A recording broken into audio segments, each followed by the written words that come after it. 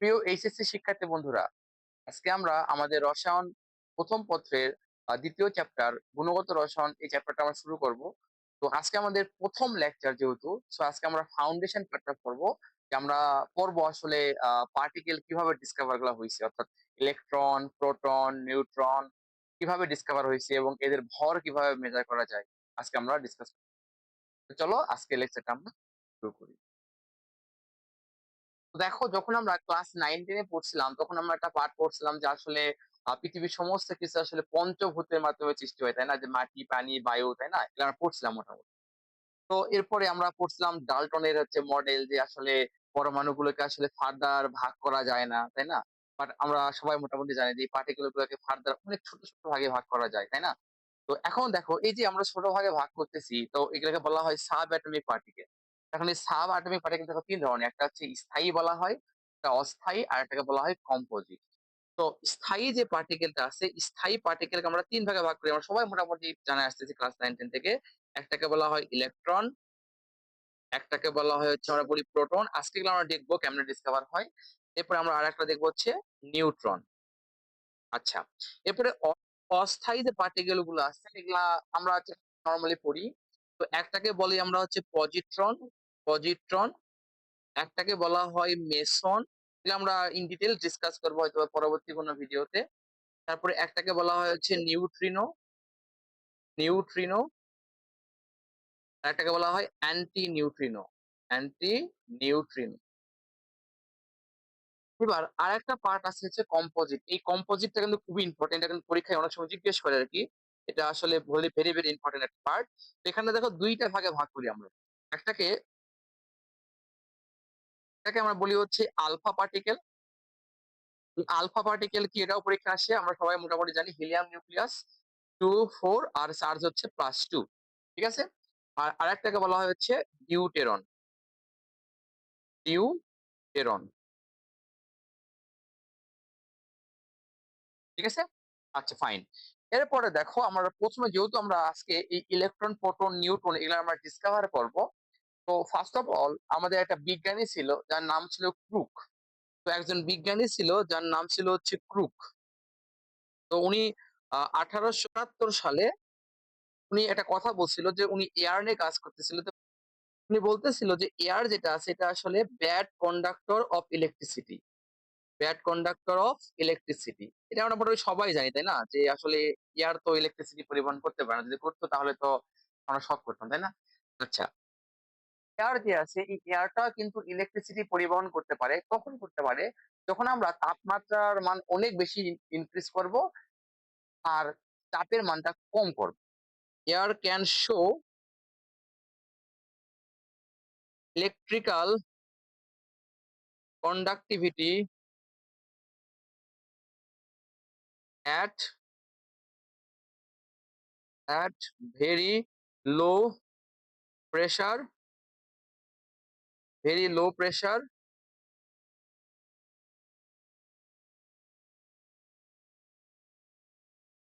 And high temperature, high temperature, ঠিক আছে?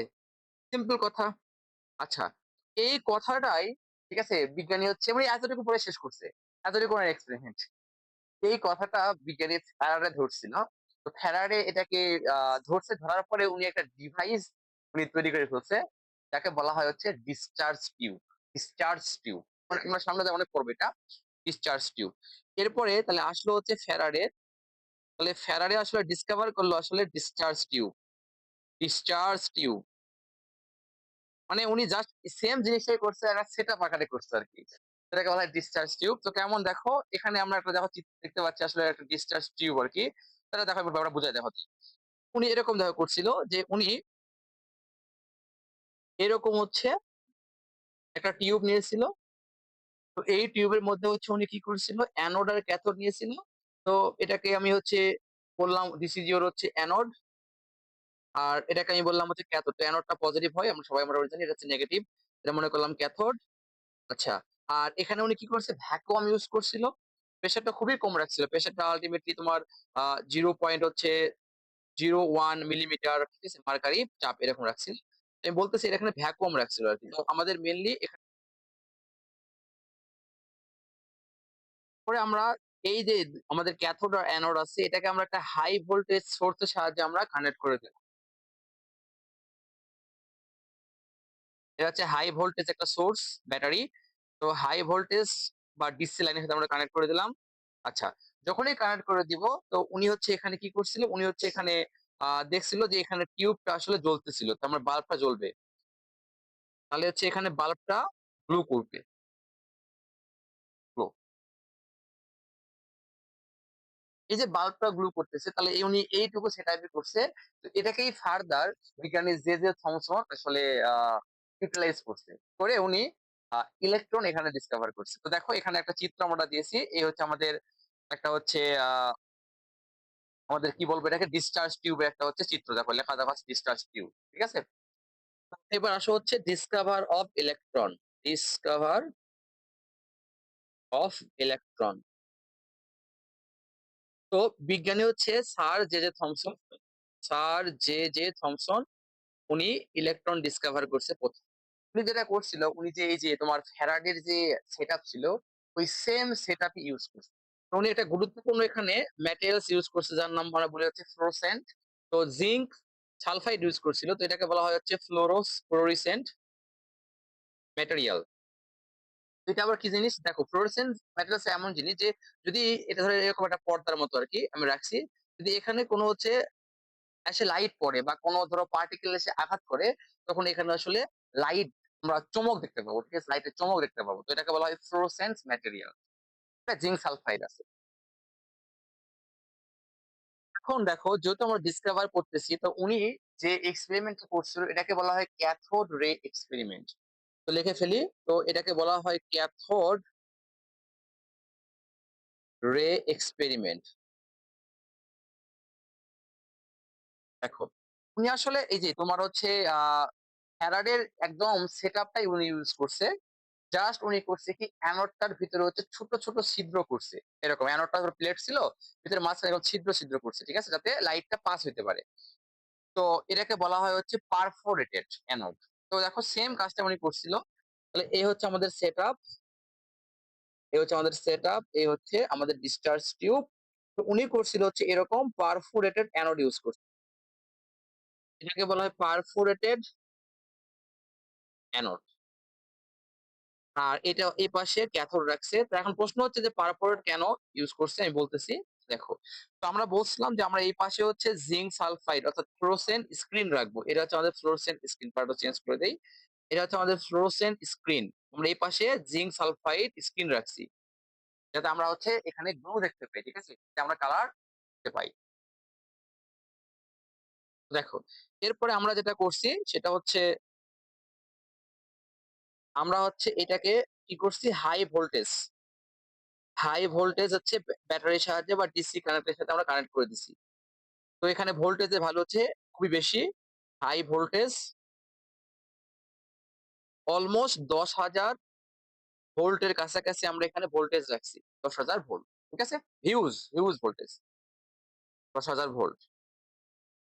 What actually happen, তো এখানে কিন্তু আসলে ভ্যাকুয়াম রাখছে, বুঝছো, তো এখানে আসলে ভ্যাকুয়াম করা হয়েছে, ভ্যাকুয়াম মানে এখানে চাপের মানটা খুবই কম, তার মানে অলমোস্ট 10⁻³ মিলিমিটার, কোনো কোনো বই -4 দেওয়া থাকে, তো যাই হোক এত মিলিমিটার পারকারি চাপ রাখছে, মানে খুবই লো প্রেশার। তার মানে এখানে কিন্তু গ্যাস আছে বাট গ্যাসের অ্যামাউন্ট খুবই কম। তো এখানে আসলে আমাদের হাইড্রোজেন গ্যাস আছে। এরপরে লক্ষ্য করা গেল, দেখো যে কি হইতেছে, যে এই যে যেহেতু এটা মাইনাস প্রান্ত, এটা যেহেতু হাই ভোল্টেজ পজিটিভ প্রান্ত আছে, তো এখন কি হবে যে আমরা কিন্তু প্রকাশ করবো সামনে যায় যে ফটো ইলেকট্রিক ইফেক্ট। তাহলে হয় কি এখান থেকে ইলেকট্রন হচ্ছে ইজেক্ট হয়, ইলেকট্রন বের হয়, তাহলে ইলেকট্রন গুলো যাচ্ছে, ইলেকট্রন তারপর ফ্লো করতেছে পজিটিভ প্রান্ত, এটা তাহলে আকর্ষণ করবে, তাহলে ইলেকট্রন গুলাকে আকর্ষণ করলে তাহলে এই ইলেকট্রন গুলো দেখো চলে যাবে। সুতরাং এই যে ফ্লোরোসেন্ট পর্দায় এসে যখন আঘাত করবে, লাইট যখন পড়বে, তখন আমরা এখানে গ্লু দেখতে পাবো। তাহলে এই ফ্লোরোসেন্ট পর্দায় হচ্ছে আমরা এখানে গ্লু দেখতে পাচ্ছি, ঠিক আছে। আচ্ছা, তো এখন অ্যাকচুয়াল যে ঘটনাটা ঘটে, যেখান থেকে ইলেকট্রন কিন্তু বের হচ্ছে আসলে তোমার এই ম্যাটেরিয়ালস থেকে, তাই না। আর যেহেতু এই রাস্তায় হাইড্রোজেন গ্যাস আছে, তাহলে এই গ্যাসটা আয়োনাইজ হইতে পারে। তাহলে কি হয়, ধরো আমি যদি এখানে হাইড্রোজেন গ্যাস চিন্তা করি, তাহলে এই ইলেকট্রন যখন এসে হাইড্রোজেন আঘাত করবে, তখন এই হাইড্রোজেন গ্যাসকে আয়োনাইজ করে ফেলবে। আমরা সবাই জানি, ঠিক কি না। এই যে ইলেকট্রন যে এখানে উৎপন্ন হলো, সেই ইলেকট্রন তো এখানে ফ্লো করবে, তাই না। আচ্ছা। এখন এই যে এটা আসলে ইলেকট্রন নাকি হচ্ছে পজিটিভ চার্জ এটা আমরা আসলে জানি না। তো এটার জন্য আমরা যেটা করছি, আমরা এখানে একটা ইলেকট্রিক ফিল্ড নিব। তো তুমি এটা ধরো প্লাস নিলা, এটা হচ্ছে মাইনাস নিলা, ইলেকট্রিক ফিল্ড। তো হবে কি দেখো, যদি আমরা একটা ইলেকট্রিক ফিল্ড চিন্তা করি, তাহলে ইলেকট্রন দেখো ফ্লো করতেছে এই ইলেকট্রিক ফিল্ডে। তো এটা পজিটিভ, এটা হচ্ছে নেগেটিভ। এখন বলো তাহলে এই ইলেকট্রিক ফিল্ড দ্বারা মাইনাস চার্জ আকৃষ্ট হবে, তাহলে ইলেকট্রন তখন আমাদের এই দিকে ফ্লো করবে। তো যেহেতু এটা প্লাস, পজিটিভ প্রান্ত দ্বারা আকৃষ্ট হচ্ছিল ইলেকট্রন, আমরা বলবো এটা আসলে নেগেটিভ চার্জ। তো এখান থেকে বিজ্ঞানী হচ্ছে জে থমসন, উনি হচ্ছে এটাকে নাম দিয়েছে, যেহেতু আসলে পজিটিভ প্রান্ত দ্বারা হচ্ছে এটা আকৃষ্ট হচ্ছিল, এই জন্য ওনার নাম দিয়েছিল নেগেট্রন। তাহলে এখানে উনি একটা কাজ করছিল যে এটাকে বলছিল হচ্ছে নেগেট্রন, নেগেট্রন, নেগেট্রনস, ঠিক আছে, নেগেটিভ। এর পরবর্তীতে বিজ্ঞানী বিজ্ঞানী স্টনি, বিজ্ঞানী হচ্ছে স্টনি, এটাকে বলছিল ইলেকট্রন, ঠিক আছে। তো এটা 1891 সালের দিকে মোস্ট প্রবাবল তিনি নাম দিয়েছিল এটাকে ইলেকট্রন। তো এবার তাহলে এই যে আসো, তাহলে এই যে ক্যাথোড রে যেটা আছে, যেহেতু ক্যাথোড থেকে দেখো এটা আসলে ক্যাথোড থেকে ফ্লো করতেছিল, এই জন্য এটাকে নাম বলা হয়েছিল ক্যাথোড রে এক্সপেরিমেন্ট। দেখো ক্যাথোড থেকে দেখো অ্যানোডে মুভ করতেছিল, এর নাম হচ্ছে ক্যাথোড রে, হচ্ছে ব্যাপারটা। আচ্ছা, এখন আসো এই ক্যাথোড রে দেখো কিছু প্রপার্টিস আছে। তো প্রপার্টিস দেখো দেখে নিই আমরা। দেখো প্রথম properties, cathode ray start from cathode end move towards anode. Cathode থেকে দেখো বের হয়েছিল, অ্যানোডে দেখো মুভ করছিল, সিম্পল জিনিস। এরপরে দেখো the cathode ray are not visible, but their behavior can observe with the help of fluorescent or phosphorescent materials। দেখো আমাদের বলছিলাম যে এই পাশে দেখো আমরা ফ্লোরোসেন্ট পর্দা রাখছিলাম, যেখানে জিঙ্ক সালফেট নিয়েছিলাম আমরা। যখন এসে ইলেকট্রন আঘাত করলো, তখন আমরা এখানে কি দেখতে পাচ্ছিলাম, গ্লু দেখতে পাচ্ছিলাম। কিভাবে কাজ করে এই ফ্লোরোসেন্ট আমরা সামনে যাই দেখবো। তো এখন দেখো পরবর্তী দেখো যে পার্টটা আমরা দেখতেছি, সেটা হচ্ছে the without electrical or magnetic field cathode ray travel in straight line. তার মানে আমি যদি কোনো ইলেকট্রিক ফিল্ড বা ম্যাগনেটিক ফিল্ড না নেই, আমরা কিন্তু সবাই জানি মোটামুটি যে ইলেকট্রিক ফিল্ড আর ম্যাগনেটিক ফিল্ডে কিন্তু চার্জ পার্টিকেল কিন্তু ডিফ্লেক্ট করে, ঠিক আছে। বাট যদি আমি কোনো ইলেকট্রিক ফিল্ড বা ম্যাগনেটিক ফিল্ড না নেই, তাহলে স্ট্রেট লাইনে মুভ করবে, অর্থাৎ ক্যাথোড থেকে অ্যানোডের দিকে। এরপরে দেখো খুবই দেখো গুরুত্বপূর্ণ দেখো প্রপার্টি হচ্ছে এই যেটা, ইলেকট্রন যদি আমরা চেঞ্জ করি বা ভিতরের গ্যাসগুলো আমরা যদি চেঞ্জ করি, তাহলে এখানে যে এই যে ইলেকট্রন যে বের হচ্ছে, এটা আর কোনো ইফেক্ট এখানে পড়ে না। তার মানে আমি বলতে পারি যে ইলেকট্রন এবং গ্যাসের আসলে এর উপর ডিপেন্ড করে না, তারা ইন্ডিপেন্ডেন্ট বলতে পারি আমরা। তো মানে এখান থেকে দেখো গুরুত্বপূর্ণ কনক্লুশনে আসা যায়, যেহেতু এটা ইলেকট্রনের উপরও ডিপেন্ড করতেছে না, গ্যাসের উপরও ডিপেন্ড করতেছে না, ভিতরে কি গ্যাস আছে, এটা হিলিয়াম নাকি নাইট্রোজেন নাকি কি, নাকি হচ্ছে হাইড্রোজেন, কোনো গ্যাসের উপর ডিপেন্ড করতেছে না, সবার ক্ষেত্রে এটা সেম।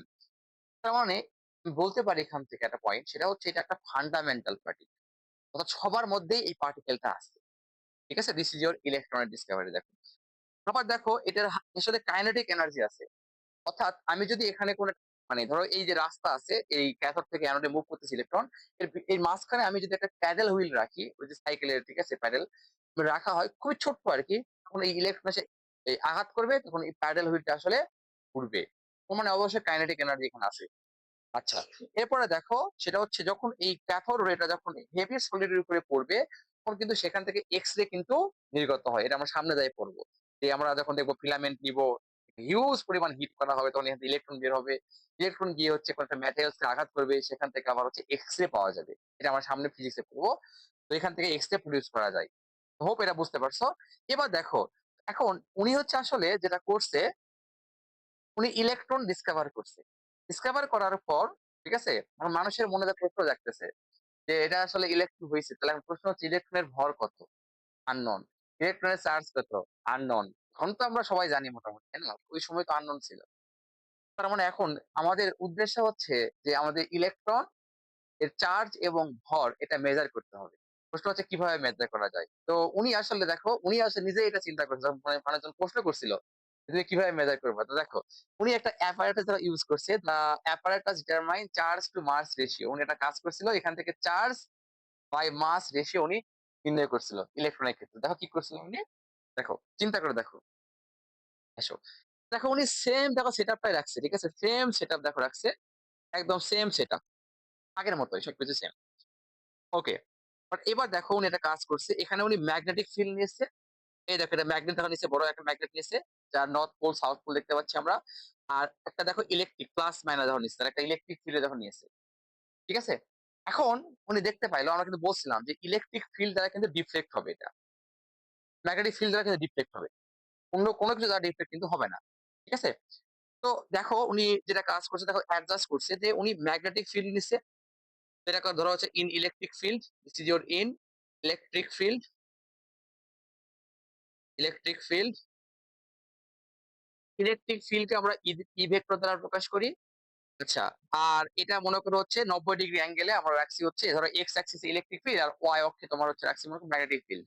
তাহলে এটা হচ্ছে ইন হচ্ছে ম্যাগনেটিক ফিল্ড, ম্যাগনেটিক ফিল্ড। এটাকে আমরা বি ভেক্টর দ্বারা প্রকাশ করি। আমরা সামনে গিয়ে পড়বো ফিজিক্সে। তার মানে দেখো উনি ফিজিক্স আর কেমিস্ট্রিকে মার্জ করছে। ফিজিক্স কেমিস্ট্রি করে মার্জ করছে। তো ইলেকট্রিক ফিল্ডের ক্ষেত্রে আ ইলেকট্রিক ফিল্ডে পার্টিকেলকে যে ফোর্স লাগে সেই ফোর্স এর মানটা আমরা জানি। আমরা এটা পড়বো F vector is equal to q into e vector. ঠিক আছে? আর ম্যাগনেটিক ফিল্ডে একটা পার্টিকেলের উপর যে ফোর্স লাগে সেই ফোর্স এর ভ্যালু হচ্ছে F vector is equal to q into v cross b vector. এটা আমরা ফিজিক্সে গিয়ে পড়বো। ঠিক আছে? আচ্ছা।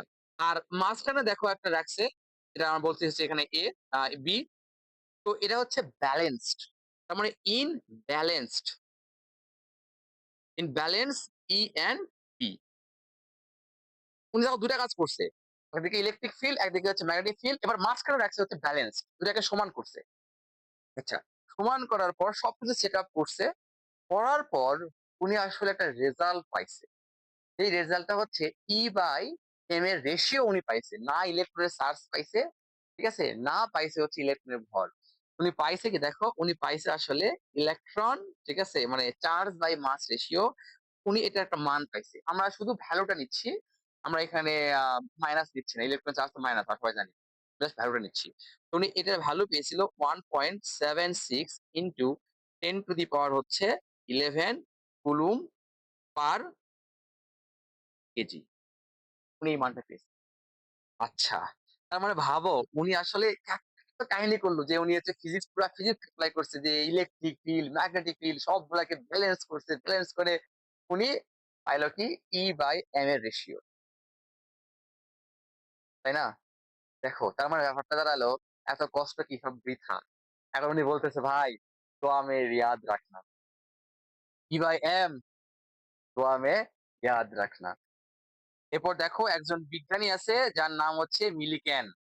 তো এবার দেখো উনি আসলে ইলেকট্রনের দেখো চার্জ মেজার করছে অয়েল ড্রপ এক্সপেরিমেন্ট এর মাধ্যমে। তৈল পরীক্ষা, তাই না?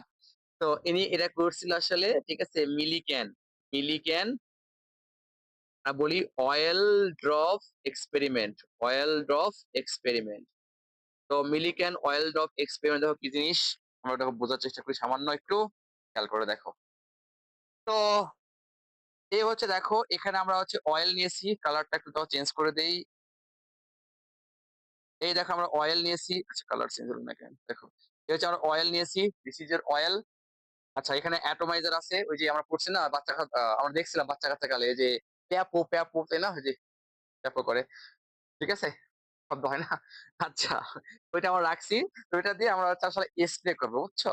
স্প্রে করব। তাহলে এখন এই স্প্রে করার পরে এই যে দেখো পার্টিকেল গুলো ছড়িয়ে যাবে। উনি যেটা করছিল উনি এই অয়েল যে উনি নিচ্ছে অয়েল যে ড্রপটা নিচ্ছে ওই ড্রপটাকে আসলে চার্জে কনভার্ট করছে, বুঝছো? ওই ড্রপটা কি করছে চার্জে কনভার্ট করছে। তাহলে আমরা যেটা বলার চেষ্টা করতেছি উনি যেটা করছিল অয়েলটাকে আসলে চার্জে কনভার্ট করছে। ড্রপটা করছে কি চার্জে কনভার্ট করছে। ঠিক আছে? আচ্ছা চার্জ রাখছে ড্রপের উপরে। আচ্ছা। এখন এখানে উনি আগের মতোই যে প্লেট রাখছে পজিটিভ প্লেট, এটা হচ্ছে নেগেটিভ প্লেট। ওকে? আচ্ছা আর এখানে দেখা যাচ্ছে খুবই ছোট্ট একটা ছিদ্র আছে যেটার নাম হচ্ছে পিনহোল। কারণ এই ছিদ্রতে ড্রপ বাই ড্রপ পড়বে অয়েল। যার চার্জ আছে। ঠিক আছে?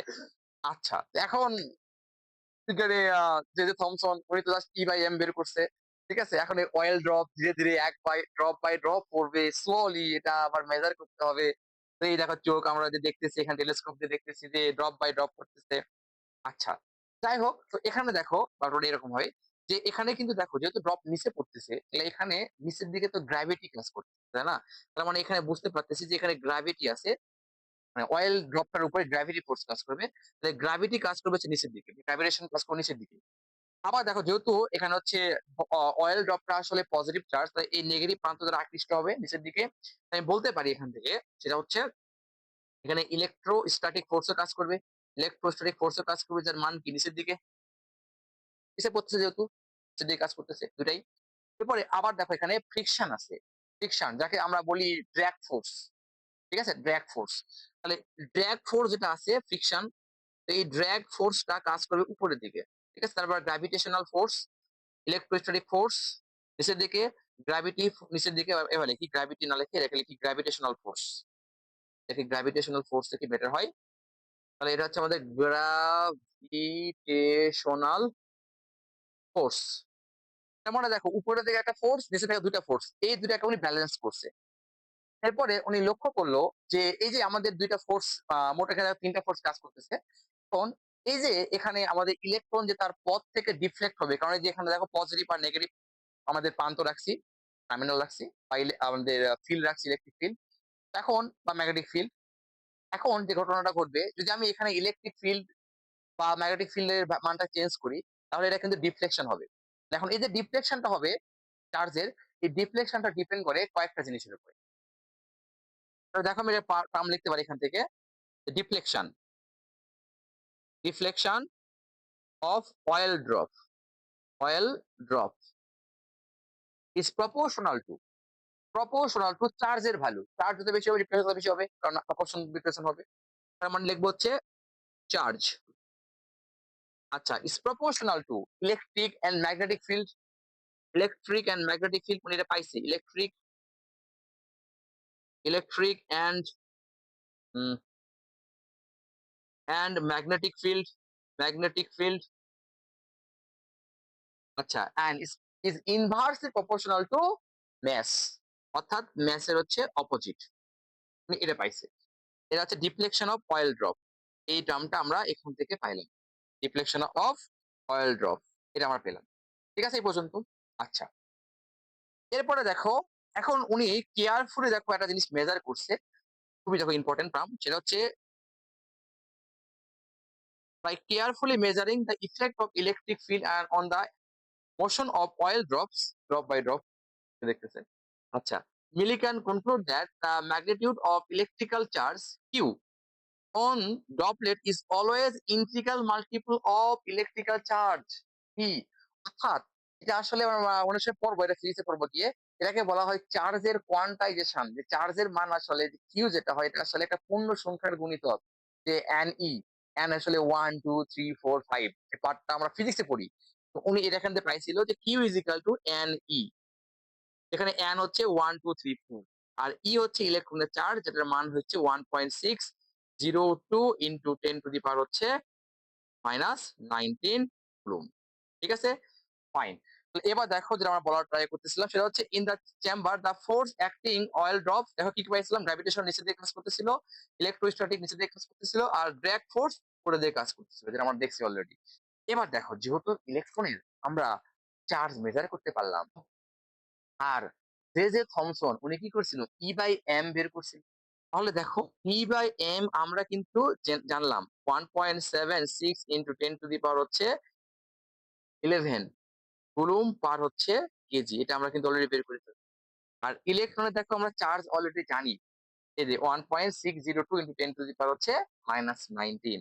এবার দেখো যদি আমরা এই মানটা বসায় দেখো দেই, তাহলে দেখো আমরা মানটা পেয়ে যাব ইলেকট্রনের ভর, তার মানে হচ্ছে 1.602 ইন্টু 10 টু দি পাওয়ার হচ্ছে -19 ডিভাইডেড বাই 1.76, এই যে মানটা পেলাম, তো 10 টু দি পাওয়ার হচ্ছে 11।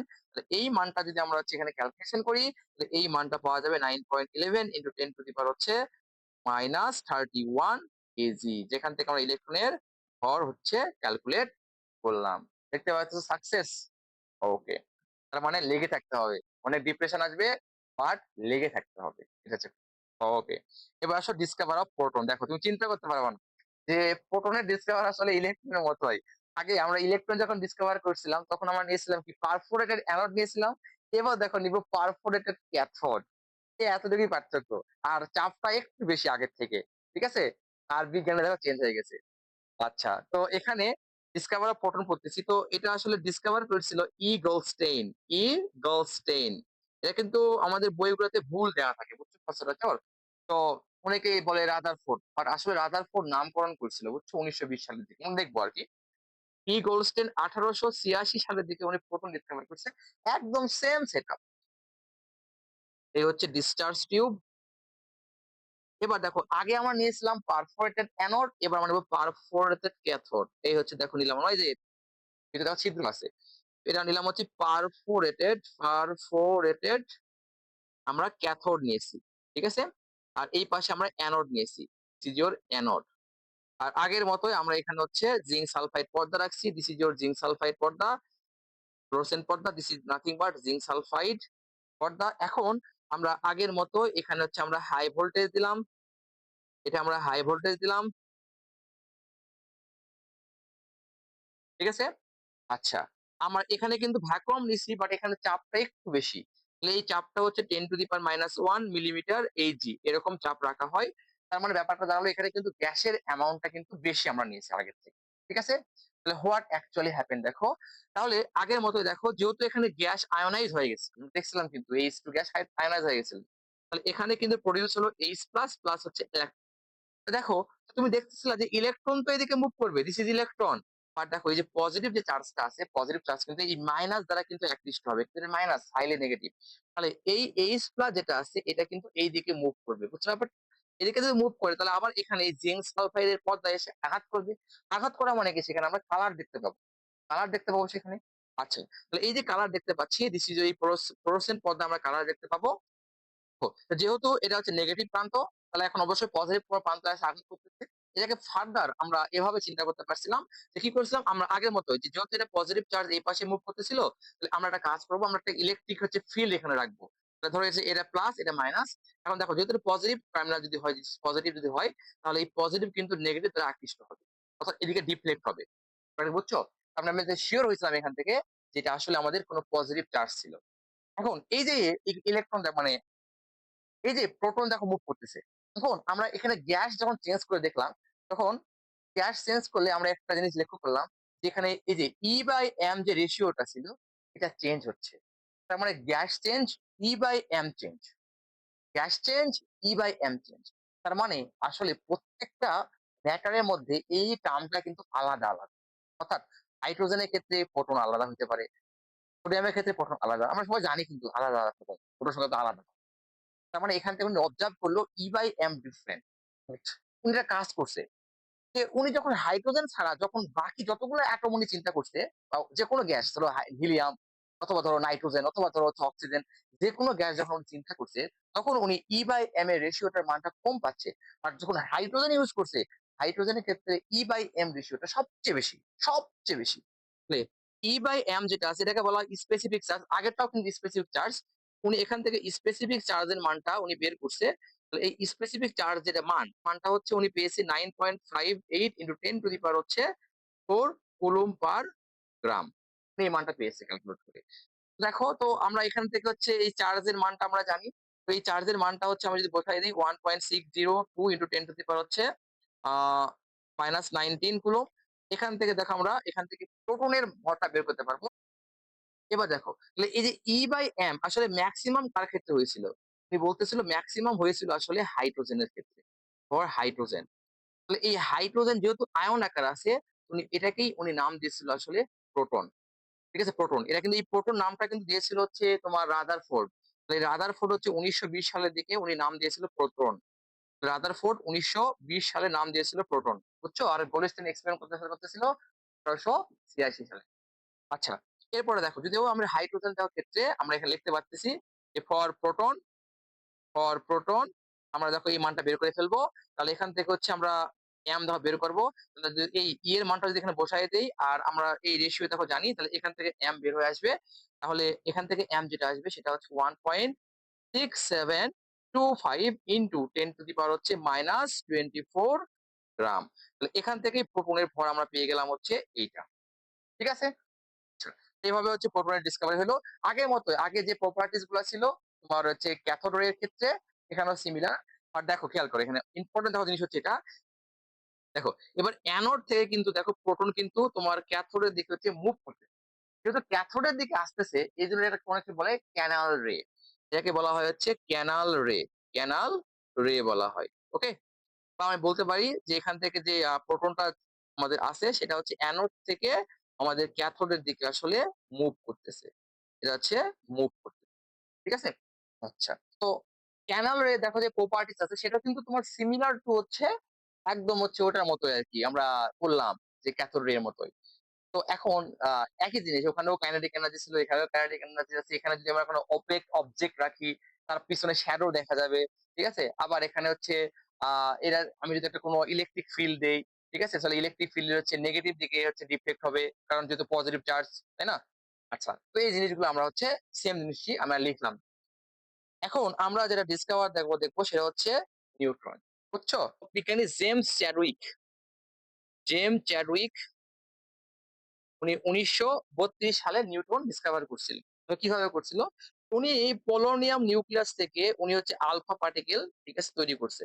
এখন প্রশ্ন হচ্ছে আলফা পার্টিকেল কি? দেখো তাহলে আলফা পার্টিকেল যেটা আছে সেটা আসলে হিলিয়াম নিউক্লিয়াস, বুঝছো? তার মানে হিলিয়াম নিউক্লিয়াসই, বাট এখানে কোনো ইলেকট্রন থাকে এরকম। He দেখো এটা হচ্ছে হিলিয়াম নিউক্লিয়াস ছিল। সেখানে ২ টা প্রোটন ২ টা ইলেকট্রন ছিল। আর দেখো যখন +2 হবে এখানে কিন্তু ইলেকট্রন নাই। এটাকেই বলা হয় আসলে আলফা পার্টিকেল। উনি লক্ষ্য করলো এরকম যে এই যে আমাদের কাছে দেখো বেরিলিয়াম আমরা নিয়েছিলাম। মানে বেরিলিয়ামকে আমরা যদি একটা হিলিয়াম নিউক্লিয়াস দ্বারা আঘাত করি, তাহলে দেখো এখান থেকে পাওয়া যাচ্ছে কার্বন। চিন্তা করে দেখো বেরিলিয়ামের ভর কত? 9, আলফার ভর কত? 4। নতুন দেখো ভর পাওয়া গেছে, এখানে ভর দেখো হচ্ছে 12 পাইছি কার্বন। প্রশ্ন হচ্ছে ভর তো কম পাইলাম, এক্সট্রা ভর গেল কি? সেই এক্সট্রা ভরটাকে উনি বলতেছিল দিস ইজ আলাদা একটা পার্টিকেল, যাকে বলা হয়, এই প্রত্যেকটা পার্টিকেলের মধ্যেই কিন্তু এটা আছে। ঠিক আছে? প্রত্যেকটার মধ্যে আছে। এবার দেখো নেক্সট উনি অ্যালুমিনিয়াম নিউক্লিয়াসকে যদি উনি আঘাত করে হিলিয়াম দ্বারা, তাহলে আবার দেখো উনি পেয়েছিল ফসফরাস, আর হচ্ছে এখানে পেয়েছিল তোমার হচ্ছে নিউট্রন, রাইট? নিউট্রন। শুন, এবার এবার যে পার্টিকেলটা উৎপন্ন হলো নিউট্রন, এখন আমি যদি ইলেকট্রিক বা ম্যাগনেটিক ফিল্ডের ভিতর দিয়ে নিউট্রনটাকে পাস করি, তাহলে উনি লক্ষ্য করলো যে এটা আসলে কোনো কিছু দ্বারা ডিফ্লেক্ট হয় না। তার মানে আসলে আমি বলতে পারি কি এটা আসলে চার্জ নিরপেক্ষ। এবার যদি আমরা চার্জ টু মাস রেশিও চিন্তা করি তাহলে এই মানটা আসবে 0। কারণ হচ্ছে নিউট্রন চার্জ নিরপেক্ষ। ইজ চার্জ নিরপেক্ষ বা নিউট্রাল। নিরপেক্ষ আমরা বলতে পারি নিউট্রাল, তাই না? বা নিউট্রাল, যাই বলো আরকি। তো এরপরে দেখো তো এখানে মানটা 0 আসতেছে। এরপরে যদি আমরা এখান থেকে নিউটনের ভর যদি হিসাব করি তখন নিউটনের ভর আমরা পেয়েছিলাম 1.675। দেখো প্রোটন থেকে সামান্য বেশি। প্রোটন কত ছিল? 1.6725। কত আসছে এখানে? জাস্ট 5 আসছে। ইনটু 10 টু দি পাওয়ার হচ্ছে -24 গ্রাম। ঠিক আছে? এই হচ্ছে আমাদের প্রোটনের ভর, নিউটনের ভর, এম অফ নিউটন। এবার আমরা যদি দেখো এভাবে চিন্তা করি যে প্রোটনের যে ভর আছে সেটা কিন্তু ইলেকট্রনের ভরের থেকে তোমার 1837 গুণ বেশি হয়। তার মানে বলতে পারি যে প্রোটনের ভর যেটা আছে এটা হচ্ছে আহ 1837 টাইমস অফ ইলেকট্রন। ঠিক আছে? এই হচ্ছে আমাদের ডিসকভারি। তো হোপ তোমরা বুঝতে পারছো। আমরা পরবর্তী ক্লাসে ডিসকাস করবো হচ্ছে তোমার পরমাণু মডেল নিয়ে। তো ততদিন পড়াশোনা করতে থাকো। All the